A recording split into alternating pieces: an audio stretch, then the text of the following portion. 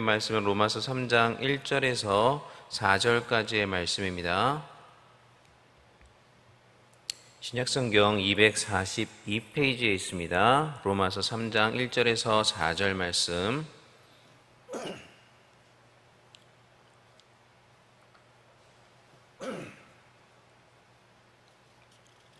예, 다 찾은 줄로 알고 한 목소리로 같이 읽겠습니다.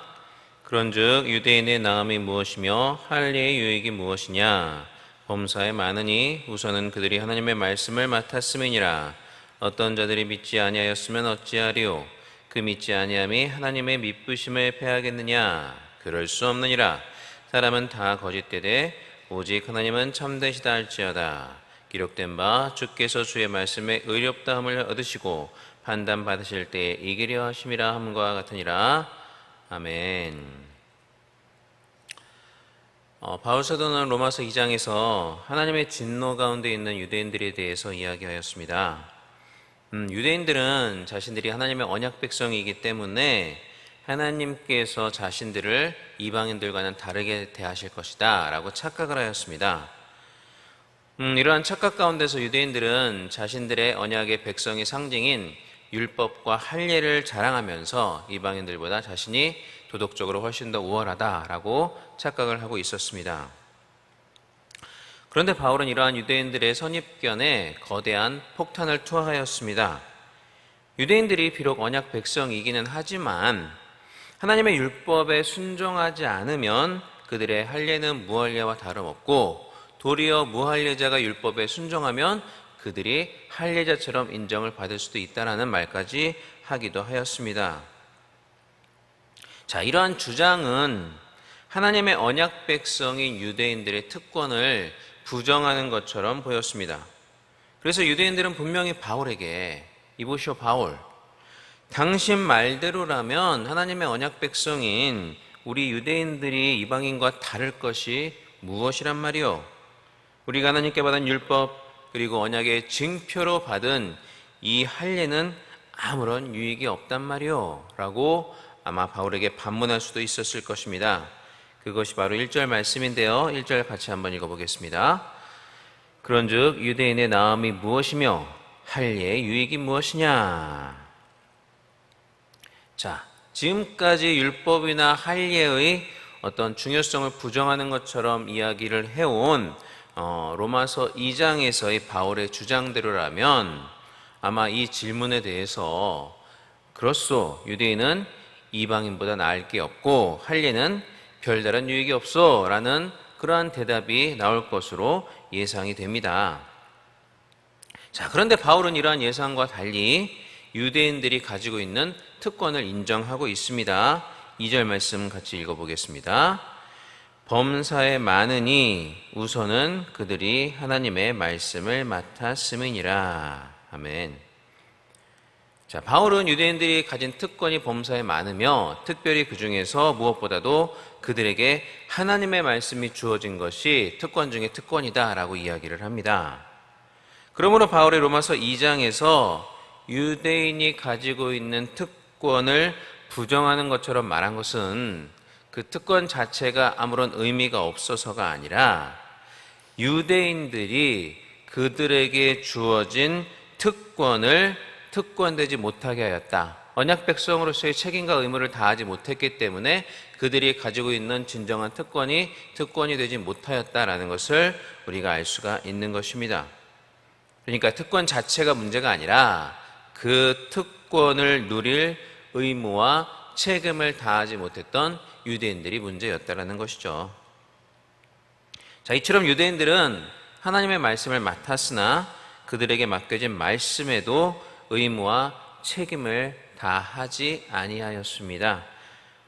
그래서 그들에게 주어진 말씀을 믿지 않았다라고 3절 말씀에 기록되고 있는데요. 우리 3절도 같이 읽어보겠습니다. 어떤 자들이 믿지 아니하였으면 어찌하리요? 그 믿지 아니함이 하나님의 미쁘심을 패하겠느냐? 자, 여기서 믿는다는 헬라어로 피스티오라는 동사인데요.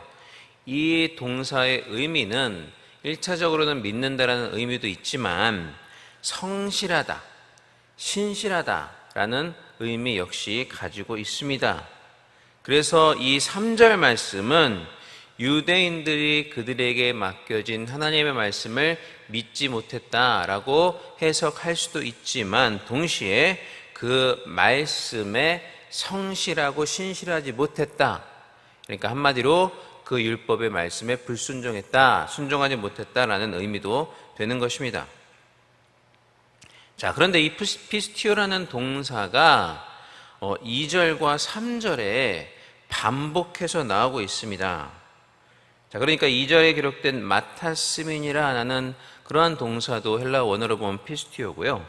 또 3절에 후반절에 나오는 미쁘시다라는 그러한 동사 역시 피스티오 동사로 쓰였습니다.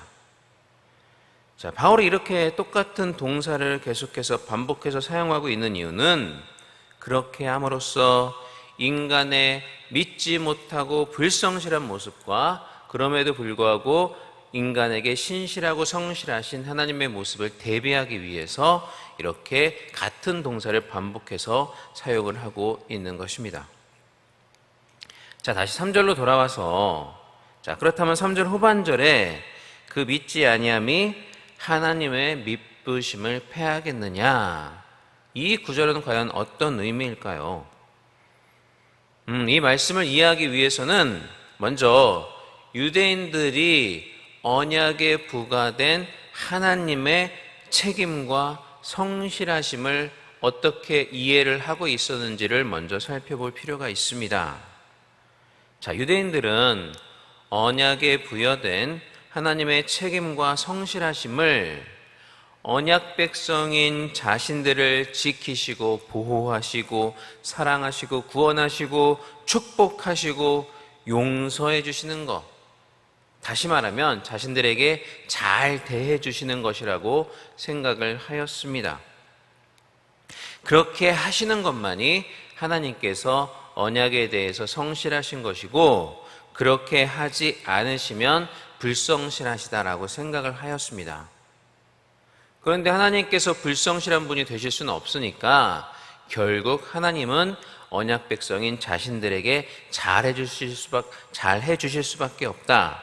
은혜롭고 자비로우신 구원의 하나님이 되실 수밖에 없다라고 유대인들은 생각을 해왔습니다. 자, 그런데 로마서 2장에서 바울은 하나님의 진노와 심판이 유대인들에게도 임할 것이라고 말을 하였습니다.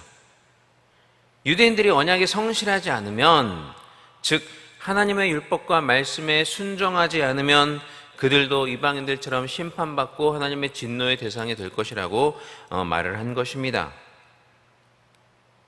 하나님의 미쁘심이란, 3절에 나오는 하나님의 미쁘심이란 자기 백성을 지키시고 구원하시고 보호하시고 축복하시는 것을 통해서 나타나기도 하지만 동시에 악한 자들을 공의로 심판하시는 모습을 통해서도 나타나는 것이기 때문입니다.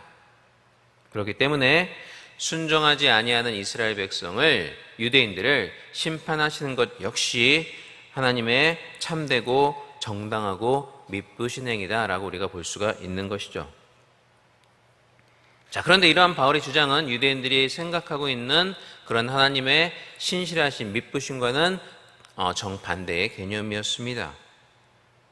말씀드렸다시피 유대인들의 생각에 따르면 하나님께서 자신들에게 진노하시고 자신들을 심판하신다는 것은 상상할 수 없는 일이었기 때문입니다.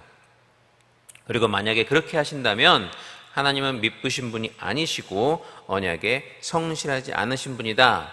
결국 하나님의 미쁘심은 패하여질 수밖에 없다라는 것이 유대인들의 생각이었습니다.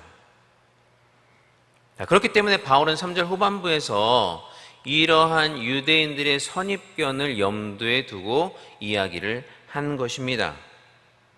그러니까 3절은 만약 유대인들이 하나님의 말씀을 믿지 않고 하나님의 율법에 불성실하면 하나님께서는 이방인들이 심판하신 것처럼 유대인들에게도 진노하시고 그들을 심판하실 것인데, 만약 하나님께서 그렇게 하신다면 유대인들의 생각처럼 하나님께서 불성실한 분이 되시고 하나님의 미쁘심이 패하게 되는 것이냐라고 이 3절에서 묻고 있는 것이죠. 그리고 이에 대한 대답은 당연히 no, 그럴 수 없다 입니다. 그리고 그럴 수 없는 이유는 사람은 거짓되지만 하나님은 참되시기 때문입니다. 4절 말씀 같이 읽어보겠습니다.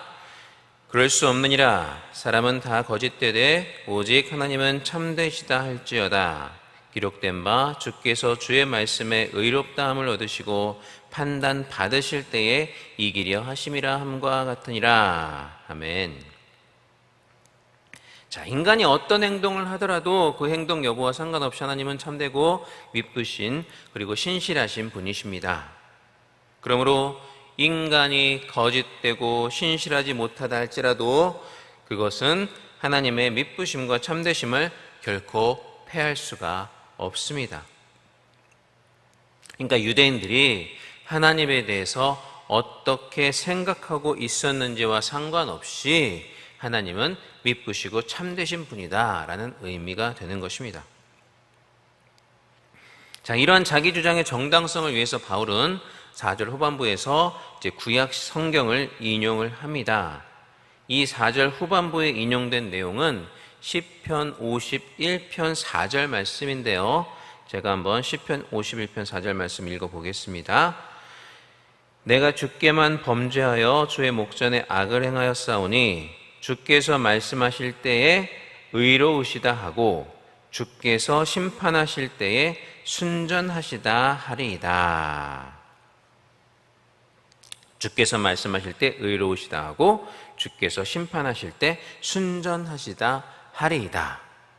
이러한 시편 51편 4절의 말씀을 약간 변형을 해서 바울은 자신의 주장에 대한 근거로 4절 후반부에 이 구절을 인용을 했던 것입니다.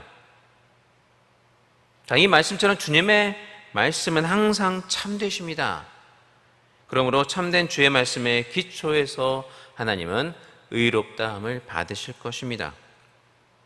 또한 당연히 그럴 경우는 없겠지만 혹시라도 하나님께서 피고가 되셔서 법정에 서 계시고 그 법정에서 하나님의 말씀이 옳은지 그른지 판단을 받는 상황이 혹시라도 온다고 할지라도 하나님은 의로우시기 때문에 항상 승소하실 것이다 라고 바울은 4절에서 이야기를 하고 있는 것입니다. 자, 이처럼 하나님은 유대인들에게 여전히 성실하셨습니다. 그들과의 언약에 성실하셨습니다. 비록 유대인들이 하나님의 성실함을 오해하고 그러한 자신들의 선입견대로가 아니면 하나님은 불성실하게 되실 것이다, 하나님의 미쁘심은 패하게 될 것이다 라고 주장을 하였지만 그들의 생각은 거짓된 것이었고 그들의 생각과 상관없이 하나님은 그들에게 성실하신 분이셨습니다. 자, 우리도 마찬가지입니다. 유대인들처럼 우리의 판단으로 하나님의 성실하심을 재단해서는 안 될 것입니다. 우리는 늘 거짓되나 하나님은 언제나 참되시고 성실하십니다. 그렇기 때문에 하나님께서 내 뜻대로 해주실 때는 하나님의 판단이 옳다, 하나님께서 성실하신 분이시네라고 우리가 고백을 하다가도 내 뜻대로 해주시지 않으시면 하나님의 판단이 그르고 하나님은 성실하지 못하시다라고 생각해서는 안 된다라는 것입니다. 혹여라도 그런 생각이 들 때가 있다면 그것은 내 생각이 잘못됐거나 우리가 하나님의 뜻을 제대로 이해하지 못했거나 아니면 욕심이나 정욕으로 쓰려고 잘못 구하였기 때문입니다. 사랑하는 성도 여러분, 하나님의 판단이나 하나님께서 여러분을 다루시는 방법 혹은 여러분의 삶을 인도하시는 방법이 가끔은 이해가 안 될 때가 있으십니까? 하나님께서 여러분들에게 너무하신다라고 생각하실 때가 있으십니까? 하나님이 성실하지 못하게 여러분들을 대하신다라고 생각되는 때가 있으십니까? 자, 그렇다면 4절의 바울의 외침에 주목하시기 바랍니다. 그럴 수 없느니라. 하나님은 불성실하실 수가 없으신 분이십니다. 여러분들에게 항상 성실하신 그러한 분이십니다. 여러분이 잘못할 때도 책망을 통해서 하나님은 성실하심을 보이시는 분이시고, 잘할 때에는 합당한 축복으로 하나님의 성실하심을 보이시는 분이 우리 하나님이시라는 것입니다. 자, 그러므로 혹시라도 우리 중 누군가 하나님께 책망받고 있는 일이 있다면 여러분께 여전히 성실하신 하나님께 먼저 감사하시면서 즉시 회개의 자리로 나오시기를 바랍니다. 그리고 합당한 축복을 누리고 있다면 여러분께 여전히 성실하신 하나님께 감사하시면서 그 합당한 축복을 다시금 하나님께 순종하고 헌신하는, 그래서 새로운 영토를 확장해 나가는데 선용하는 여러분들이 되시기를 바랍니다. 그리고 하나님께 최선을 다하고 온전히 순종하였음에도 불구하고 아직 주님의 축복을 누리지 못하고 계시다면, 하나님의 약속이 성취되지 못하고 계시다면 하나님의 시계가 알람을 울릴 그때까지 인내하며 기다리시기를 바랍니다. 여전히 성실하신 하나님께서 가장 좋은 타이밍, 가장 좋은 때에 여러분들에게 그 성실하심을 보이실 것이기 때문입니다. 오늘의 이 말씀이 누군가에게는 자신을 돌아보는 말씀이, 또 누군가에게는 헌신과 순종의 계기가 되는 말씀이, 또 누군가에게는 인내하며 기다릴 수 있는 힘과 위로가 되는 말씀이 되기를 주님의 이름으로 간절히 축원합니다. 기도하겠습니다. 하나님 아버지, 감사합니다. 이렇게 귀한 주일 하루를 허락하시고 이렇게 새벽부터 나와서 주님 앞에 예배드리고 귀한 말씀 듣고 또 하나님 앞에 기도할 수 있는 시간을 허락하여 주심에 진심으로 감사를 드립니다. 오늘 말씀을 통해서, 로마서 말씀을 통해서 우리에게 은혜를 주심을 감사를 드립니다. 그럴 수 없느니라는 바울의 외침과 같이 우리 인간은 거짓되고 부정하나 하나님은 언제나 성실하심을 믿습니다. 또한 그 성실하신 하나님이 나의 삶을 가장 합당한 길로 인도하고 계심을 또한 믿습니다. 비록 내 눈에는 그렇게 보이지 않는다 할지라도, 내 생각과 다르다 할지라도 성실하신 하나님을 믿고 나의 삶을 주관하시는 하나님의 주권과 손길을 인정하게 하여 주시옵소서. 그래서 회개가 필요한 자에게는 회개를, 헌신과 순종이 필요한 자에게는 헌신과 순종을, 또한 기다림과 인내가 필요한 자에게는 기다림과 인내를 결단하는 오늘의 말씀이 되게 하여 주시옵소서. 또한 하나님, 이 시간 주님 앞에 나올 때 귀한 예물 드린 하나님의 귀한 권속들이 있습니다. 여러 제목으로 드린 이 예물을 하나님께서 기뻐 받으시고 천배 만배의 축복으로 갚아주시며 하늘 곳간을 여어 쌓을 곳이 없도록 부어주시는 축복이 저들에게 임하기를 간절히 기도드립니다. 또한 이 예물이 쓰이는 것마다 주님의 영광만이 드러나게 하여 주시옵소서. 이 모든 말씀 우리 주 예수님의 이름으로 기도하옵나이다. 아멘. 하늘에 계신 우리 아버지여, 이름이 거룩히 여김을 받으시오며 나라의 임하옵시며 뜻이 하늘에서 이루어진 것 같이 땅에서도 이루어지이다. 오늘날 우리에게 일용할 양식을 주옵시고 우리가 우리에게 죄 지은 자를 사하여 준 것 같이 우리 죄를 사하여 주옵시고 우리를 시험에 들게 하지 마옵시고 다만 악에서 구하옵소서. 대개 나라와 권세와 영광이 아버지께 영원히 있사옵나이다. 아멘. 이 시간 우리 기도하겠습니다. 먼저 교회와 담임 목사님을 위해서 기도해 주시길 바랍니다. 특별히 오늘 능력의 말씀 선포하실 수 있도록 성령께서 함께 하여 주시기를 위해서 기도해 주시기 바랍니다. 또 삼부에 있을 FMC 전미 연방들이 방문하실 때에 하나님께서 그 시간에 함께 하여 주시고 귀한 은혜의 시간 될 수 있도록 함께 하여 주시고, 또 5가지 기도의 제목과 여러분들이 허락하신 약속의 말씀을 붙잡고 기도하시기 바랍니다. 그리고 마지막으로 오늘 우리에게 주신 말씀을 붙잡고 하나님의 은혜를 구하는 귀한 시간 되기를 원합니다. 다 같이 기도하겠습니다. 사랑과 은혜가 많으신 우리 하나님 아버지, 은혜와 사랑을 진심으로 감사를 드립니다. 이 시간 우리를 붙잡아 주시고 또 귀한 주일 새벽부터 이렇게 주님 앞에 나와 예배드리며 주의 말씀을 듣고 또 주님 앞에 간구하는 시간을 우리에게 허락하심을 진심으로 감사를 드립니다. 오늘 말씀을 통해서 하나님은 언제나 우리에게 성실하시고 신실하시며 그 어떤 경우에라도 그 신실하심을 돌이키지 않는 분이시라는 말씀을 듣게 하셨습니다. 우리가 비록 불성실하고 하나님 앞에 신실하지 못하다 할지라도 여전히 신실하신 주님께 하나님께 감사드리는 우리가 되게 하여 주시고 오늘도 그 신실하심을 우리에게 허락하여 주시옵소서.